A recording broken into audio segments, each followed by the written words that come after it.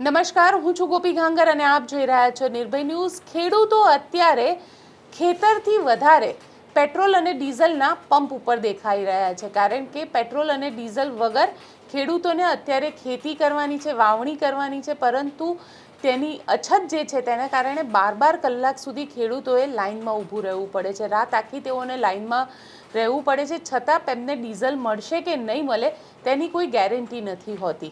આજે આ જ વિષય પર આપણી સાથે વાતચીત કરવા માટે અત્યારે ખેડૂત આગેવાન રતનસિંહ ડોડિયા જોડાયા છે. તેમની સાથે જ આપણે વાત કરીએ. રતનસિંહભાઈ, અમારી ચેનલમાં આપનું સ્વાગત છે. આપની પાસેથી સમજવું છે કે ખેડૂતોને કેટલી તકલીફ પડી રહી છે અત્યારે ડીઝલ વગર, કારણ કે આ સમય પણ વાવણીનો છે.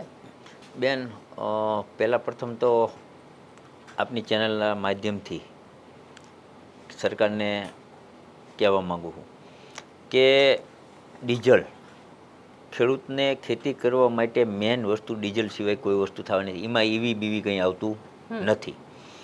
પહેલી વાત, સરકાર પાસે એ જ માહિતી નથી કે વાવણી ક્યારે થાય. આખો સૌરાષ્ટ્ર પિયત વિસ્તાર છે. બિનપિયત વિસ્તારની વાવણી 15 જૂન પછી થાય. પિયત વિસ્તારની વાવણી 1 મેથી ચાલુ થઈ જાય તો પિયત વિસ્તારની 15 જૂને તો પૂરી થઈ જાય. 80% વાવણી મોસ્ટલી. કારણ કે ધારો કે કોઈ વ્યક્તિને વધારે જમીન છે તો એ થોડી ઘણી બાકી રહેતી હોય, એટલે 70 થી 80% વાવણી 15 જૂન પહેલાં ખેડૂતની મોસ્ટલી પૂરી થઈ જતી હોય. બેન, આમાં થવાનું છે હું કે આજે ડીઝલની ખેડૂત કતારમાં ઊભો એનું કારણ છે કે ડીઝલને ખાલી 5 દિવસ મોડું નથી થતું. ખેડૂતને 5 દિવસ કરી અને ખેડૂતને આ મે મહિનો વહી જાય એટલે આગળ પાછળની શિયાળુ સિઝન પણ લેટ થવાની છે ને આખી ઉનાળુ સિઝન કેન્સલ કરવી પડશે વાવેતર માટે. એનું કારણ તમને કહું. અત્યારે ધારો કે મગફળી વાવવાની, મગફળીની જાયતું 90 થી 120 દિવસથી પાકવાવાળી જાયત આવે. હવે અત્યારે 15 મેથી 15 જૂન સુધીમાં જે મગફળી વવાય છે એ જૂન, જુલાઈ અને ઓગસ્ટ એટલે સપ્ટેમ્બર સુધીમાં નીકળે. સપ્ટેમ્બરમાં નીકળે ત્યારે ઓક્ટોબરમાં તમે નવા વાવેતરમાં જીરાના ને રહી રાયડાના કરી શકશો. ત્યારે શું થાય છે કે તમે લેટ વાવેતર કરશો તો ત્યારે શું થવાનું, પાછા એ વાવેતર ઉનાળામાં પડવાનું એટલે ઉત્પાદન 25% ઓટોમેટિક ઘટવાનું. અત્યારે તમે વાવેતર મોડું કરો એટલે 25% ઉત્પાદન અત્યારે ઘટવાનું. આનાથી જેટલો અત્યારે જે ડીઝલનો જે રાડા રાડી બોલે છે ને બેન, આપના માધ્યમથી કહું, આવતી સિઝનમાં જોઈજો આના પરિસ્થિતિ વાવેતરના ઉત્પાદનમાં ઘટશે ને ત્યારે આના ક્રાઇસિસ જે ખેત પેદાશની થવાની છે ને એના માટે તૈયારી રાખવી પડશે.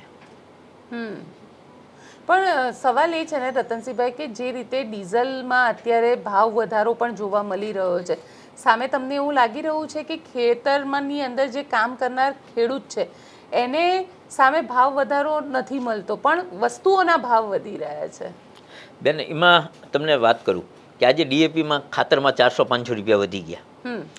આવવામાં બફર સ્ટોક આવવામાં એને 20 થી 30 રૂપિયા ટ્રાન્સપોર્ટ ભાડું ચડાવી દીધું. તો ખેડૂત ક્યાં જાય? ખેડૂતને એમ તો નથી કહી શકો ને કે મારે બાજરો આજ 5 ડીઝલ નથી મળતું, મારે ખાતરના ભાવ વધી ગયા, મને ભાવ કરવાનો અધિકાર નથી ખેડૂત તરીકે.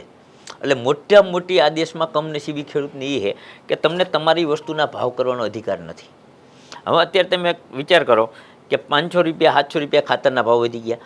આજે તમને કહું કે ડીઝલ માટે લાઇનમાં ઊભો રહે, 20 લીટર ડીઝલ આપે, લેવા ટ્રેક્ટર લઈને જવાનું. મારા ગામથી 10 કિલોમીટર હું ટ્રેક્ટર લઈને લેવા મોકલું. 10 કિલોમીટર જાય એટલે 4ની એવરેજ આપે, એટલે 2.5 લીટર જાતા ડીઝલ ખાય, 2.5 લીટર આવતા ખાય અને આપે 2000 રૂપિયાનું ડીઝલ. 20 લીટર આવે એમાં 5 લીટર તો અહીંયા બળી ગયું. 500 રૂપિયા જતા માણસ દાડીએ નથી મળતો. અત્યારે તમને કહી દઉં કે 500 રૂપિયાનો ખેડૂત, એક મજૂર તમારો કે ખેડૂત પોતે 500 રૂપિયાનો દિવસ પાડી અને રાત આખી ઉજાગરો કરશે. હવે તમે વિચાર કરો કે ખેતી ક્યારે કરશે? ખેડૂત લાઇનમાં ઊભો છે એટલે આખો દેશને લાઇનમાં ઊભું રહેવું પડશે. આ એક સ્પષ્ટ વાત છે કે જે વ્યક્તિ અન્ન પકવે છે એને અન્ન પકવવા માટે આજે તમને કહી દઉં કે મગફળીના વાવેતરનો ટાઈમ અત્યારે અમારો જાય છે. કપાસ અમારે ઉગીને હમાનામાં થઈ ગયા તો હવે અત્યારે ડીઝલ નથી મળતું. એટલે એના કારણે જેટલી સિઝન લેટ થાય છે એટલું ઉનાળુ વાવેતર ઘટવાનું. અન્નનો તૂટો પડશે બેન. આ બહુ વિચારવા જેવી વસ્તુ છે. આ ખાલી બોલવા પૂરતી નથી. અને જે વ્યક્તિએ ગ્રાઉન્ડ ઝીરો ઉપર જઈને ચેક કરવું હોય એ કરી જોવે. તમે કહી રહ્યા છો કે અન્નનો ટૂંકો પડશે અને પાકની આ અસર મોંઘવારી ઉપર કેટલી જોવા મળશે? ગૃહિણીના બજેટ ખોરવાઈ જવાના એ તો ફાઇનલ જ છે. જો ધારો કે મેં કોઈ પણ વસ્તુ વાવી, કપાસ ભૂલી જાઓ, મગફળી વાવી, અત્યારે મારે મગફળીમાં લેટ થયું એટલે જે મગફળી અત્યારે લેટ થાય છે એટલે હું ટૂંકી સિઝનની મગફળી નહીં વાવી શકું. અત્યારે ધારો કે અમે જે અર્લી મોર્નિંગ પાકવાવાળી જાતું વાવી કે 24 નંબર કે 37 નંબર, તો એ 90 દિવસે પાકતી કે 95 દિવસે પાકતી જાત વાવી, તો અત્યારે વાવી એટલે અમને વાવી શકાય.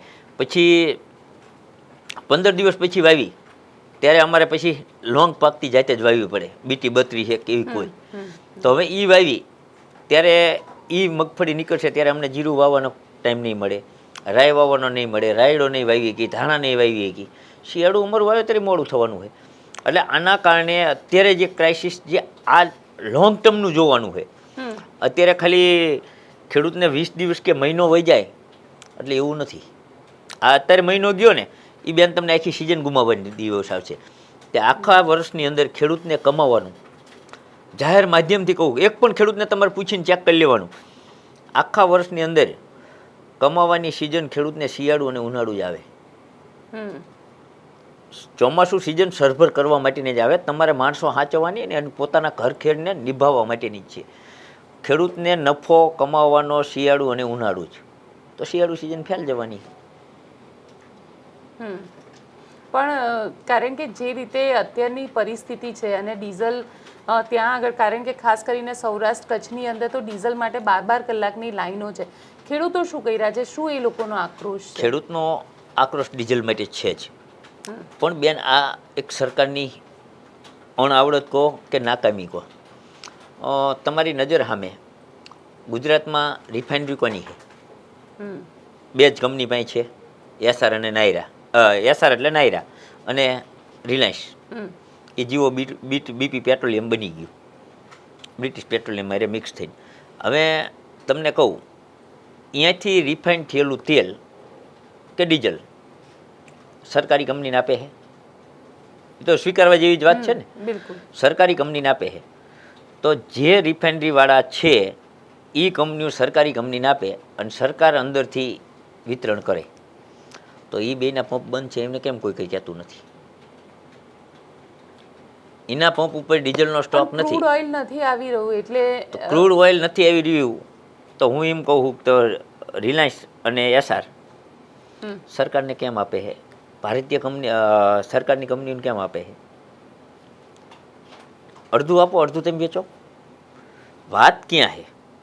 વાત ત્યાં છે કે સરકારે પરિપત્ર કર્યો કે આગલા વર્ષે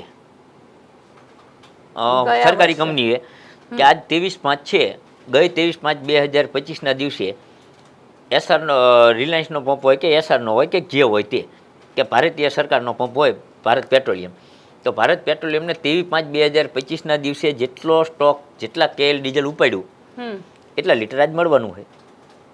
એ તો સ્વીકારવા જેવી વસ્તુ છે. બિલકુલ. તો ગયા વર્ષે માનો કે મારો પંપ હતો, મેં 25,000 લીટર ઉપાડ્યું હતું, એટલે આજ મને 25,000 લીટરનો સ્ટોક આપવાના છે. પણ બેન આ લાઈન ઊભી થવાનું મેઇન કારણ નાયરા અને રિલાયન્સ 50%માં પંપ આખા ગુજરાતમાં એ છે અને 50%માં આ 3 કંપનીઓ છે સરકારી. તો 50%માં જે 2 પંપ છે એને દેવાનું બંધ કર્યું, એ ક્રાઇસિસ ઊભી થઈ. એના ભાગનો જથ્થો આને તો ફાળવતા નથી. સરકારી કંપનીને કાં જથ્થો ફાળવી દો? 25,000 લીટર સરકારી કંપનીને તમે આપો હો. પણ સવાલ એ છે ને રતનસિંહભાઈ કે જે રીતે, કારણ કે ક્રૂડ ઓઇલ આવી નથી રહ્યું, વોરની જે સ્ટ્રેટ ઓફ હોર્મુઝ છે ત્યાંથી જે ક્રૂડ આવતું હતું એ નથી આવી રહ્યું, અને છેલ્લે તો એવું કહી રહ્યા છે કે ભાઈ જો આ સ્થિતિ લાંબુ ચાલ્યું તો વધારે ખરાબ પરિસ્થિતિ આવી શકે છે. એટલે વાત એ છે કે મેનેજમેન્ટ કરવાની વાત છે, કે સરકારી મેનેજમેન્ટ ઉપર તમને સવાલ લાગી રહ્યો છે? હા, મેનેજમેન્ટ ઉપર જ ને.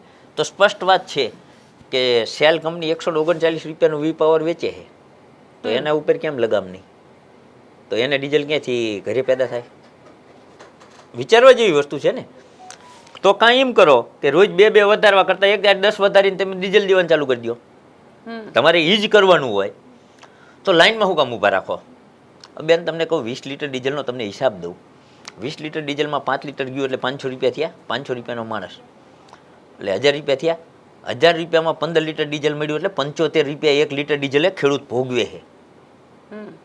આમ નહીં, આમ પકડી. તો આ કરતાં 125નું લેવું સારું કે નહીં સારું? મળી તો રહે. તો તમારે ભાવની તકલીફ તો ભાવ ચાલુ કરી દો, વધારી દો 5 રૂપિયા.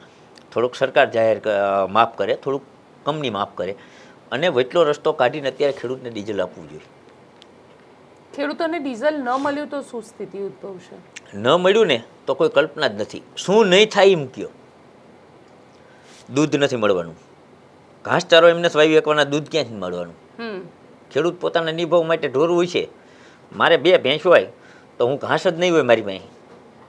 અચ્છા, કારણ કે દાણાનો ભાવ પણ વધી ગયો છે, જે ઢોરને ચરાવવા માટેના જે આવે છે એમાં પણ ભાવ વધારો આવ્યો. બધું વધશે જ ને બેન. તમને કીધું ડીઝલ અને પેટ્રોલ બંધ થશે. પેટ્રોલ ભૂલી જાઓ, ડીઝલ બંધ થશે તો બધું બંધ થવાનું. હા, એક છે, હું ગાડી લઈને ફરું છું, તે મારા 150 કરી નાખો, હું સ્વીકારું છું કે મારે એના વિના હું પબ્લિક ટ્રાન્સપોર્ટમાં જઈ શકીશ. મારે ગાડીમાં ડીઝલ નહીં મળે તો હું પબ્લિક ટ્રાન્સપોર્ટમાં જઈ શકીશ, બસમાં જઈશ, ટ્રેનમાં જઈશ. પણ આ વસ્તુ જરૂર છે, એને પહેલાં કરવાની જરૂર છે ખેડૂતો માટે. તમને એવું લાગે છે કે ખેડૂતો માટે જો આ, કારણ કે જે રીતે ખેડૂતો અત્યારે રોડ ઉપર આવેલા છે, એક મેનેજમેન્ટ કરી અને જો ખેડૂતોને આપવામાં આવે તો આ પ્રોબ્લેમ સોલ્વ થઈ શકે છે? હા બેન, ચોક્કસ થઈ શકે. એનું કારણ તમને કહું કે ખેડૂતને કોઈ ડીઝલનો સ્ટોક કરવાના કોઈ ખેડૂતને પૈસા નથી. જે આ સ્ટોક કરવાની ને જે વાતો કરે ને વાહિયાત, બધું ખોટું હોય. ખેડૂતને સ્ટોક થતો હોય તો એ ખેડૂત એવું માણસ છે કે ખેડૂત એવો સમાજ છે કે એને આજનું હોય ને એટલે કાલ માટે દોડતો નથી. એ તમે જોયેલું છે. એ તો સ્વીકારવા જેવી જ વસ્તુ છે ને. કોઈ પણ વ્યક્તિ ખેડૂતની પાસે સ્ટોક હોત તો આજે ખબર જ હતી કે ડીઝલ નથી મળવાનું તો ખેડૂત ડીઝલનો સ્ટોક ન કરો. અત્યારે બેન રોજનું 50 લીટર ડીઝલ એક ટ્રેક્ટરમાં જોઈ, 20 લીટર ડીઝલ આપે ક્યાંક ખેડૂત વાવણી કરવા માટે જોઈ. રતનસિંહભાઈ, મારો સવાલ તમને એ છે કે જે રીતે પહેલાના સમયની અંદર બળદગાડાને ચલાવતા હતા, ખેતી આખી બળદગાડા આધારિત હતી, હવે સમય બદલાઈ ગયો છે, ડીઝલ આધારિત એટલે કે ટ્રેક્ટર આધારિત ખેતી થઈ ગઈ છે. તમને એવું લાગે છે ફરી એ બળદગાડાના સમયમાં પાછો જવાનો સમય આવશે ખેડૂતો માટે? ના બેન, કોઈ વ્યક્તિ વિચારતા હોય તો વસ્તુ ખોટી છે. એનું કારણ કહું, વાતું કરવી હેલી છે. બળદથી ખેતી થાય એવી જગ્યા નથી રહી. એનું કારણ તમને કહું, અત્યારે જે રાસાયણિક ખાતરો અને જે જંતુનાશક દવાઓના એના જે બહુ ઉપયોગ થયા ને એના કારણે જમીન બધી મજબૂત અને હાર્ડ થઈ ગઈ, હાર્ડનેસ આવી ગઈ. મારા ગામની જમીનની વાત કરું, જ્યારે હું પોતે ટ્રેક્ટર ચલાવતો ત્યારે એક રાતમાં એક વખત ફારવા બદલો એટલે આખી રાત ટ્રેક્ટરનું હળ હાલતું. આજ એની જ જમીન છે ત્યારે 25 હોર્સ પાવરનું ટ્રેક્ટર જ ખેતી કરતું અને અત્યારે જે ખેડાણ 50 હોર્સ પાવરનું કરે એ ખેડાણ એ ટ્રેક્ટરથી થતું. તો હાર્ડનેસ વધી જાય. હાર્ડનેસ વધી જાય એટલે ડીઝલની ખપત વધી જાય, લોખંડ વધારે ઘસાવા માંડ્યું. એટલે આ જે વસ્તુ રહી, હવે અત્યારે કોઈ બળદથી ખેતી થાય એવી કોઈ શક્ય નથી. હા, બળદથી થાય ક્યારે કે ધારો કે મારે 25 વીઘા જમીન છે, 2 વીઘા પિયત કરું અને પિયતથી ખેડું અને પાછો કરું તો એ કોઈ એમાં હરિત ક્રાંતિ ન આવે. એટલે આ જેટલા ખાતરના અને એના જે ફાયદા લીધા છે ને એ સામે નુકસાન આપણે જમીનમાં બહુ મોટું થયું. સામે ખાતરનો પણ સ્ટોક નથી મળી રહ્યો, ખેડૂતોને ખાતર માટે પણ દર વર્ષે હેરાન થવું પડતું. હા, એટલે ખાતરમાં અત્યારે એ જ તકલીફ છે. હજી જંતુનાશક દવાઓના ટેકનિકલ બધા વિદેશથી આવે છે, એમાં આ તકલીફ ઊભી થાય છે. તેમ શું કરશો? અડધી દવાઈઓ બધી વિદેશથી જ ટેકનિકલ આવે છે. હજી દવાઈઓ વાળા મન ફાવે એવા ભાવ લે છે. ખાતરના ભાવમાં વધારો થઈ ગયો, દવામાં થશે, પણ ધીમું ધીમું જ્યારે આપીને ખેડૂતને મારવાની વાત છે. મોંઘવારી પર કેટલી અસર? મોંઘવારી બેન વાત કરો ને તો કલ્પના બહારની અસર થશે. એનું કારણ છે કે કોઈ પણ વ્યક્તિનું બજેટ ખોરવાઈ જાય ને, હવે ખેડૂતને જ માલ નથી મળતો, હવે ખેડૂત પાસેથી ઉત્પાદન ઘટવાનું છે. ઉત્પાદન ઘટે, બકાલું નહીં થાય, તમને દિશે ક્યાં? એટલે મોંઘવારી બહુ ફાટી નીકળશે. ખેતી બચશે ને તો દેશ બચશે. ખેડૂતનું ઝૂંપડું નહીં રહે તો કોઈને બંગલા રહેવાના નથી, એ વસ્તુ ફાઇનલી. પણ જે રીતના દ્રશ્ય સામે આવે છે, જેમાં ખેડૂતો રાતના સમયે ત્યાં આગળ ગયા હોય છે, ઘણી બધી જગ્યાએ ખેડૂતો બબાલ પણ કરતા દેખાય છે. બેન, તમને હું વાત કરું, હમણાં જ સરાયની બાજુમાં રાતે બિચારો ખેડૂત પેટ્રોલ ડીઝલ લેવા ગયો, અચાનક ગાડી આવી અને એક્સિડન્ટ થયું. એને તો ડીઝલ હાટું જીવ ગુમાયો ને બેન. આપણી અનાવૃત્તિ આવે. અને ખેડૂત બેન લાઈનમાં ઊભો રહેશે ને એટલે આખા દેશને લાઈનમાં ઊભું રહેવું પડશે. આ મહત્ત્વની વાત એ કે જે જગતનો તાત છે, કે જે તમને રાત દિવસ મહેનત કરી અને જે રોટલો ખવડાવતો હોય, તો એસીમાં બેહીને જમતા હોય, એને રોડ ઉપર નીકળવું પડશે. બહુ અઘરી પરિસ્થિતિ આવવાની. ચલો રતનસિંહભાઈ, આપ અમારી સાથે જોડાયા તેના માટે આપનો ખૂબ ખૂબ આભાર. તો આપ શું કહો છો મને કોમેન્ટ બોક્સમાં ચોક્કસથી લખીને જણાવજો, અને અમારી ચેનલ નિર્ભય ન્યૂઝને લાઇક, શેર અને સબસ્ક્રાઇબ કરવાનું ભૂલશો નહીં. આભાર.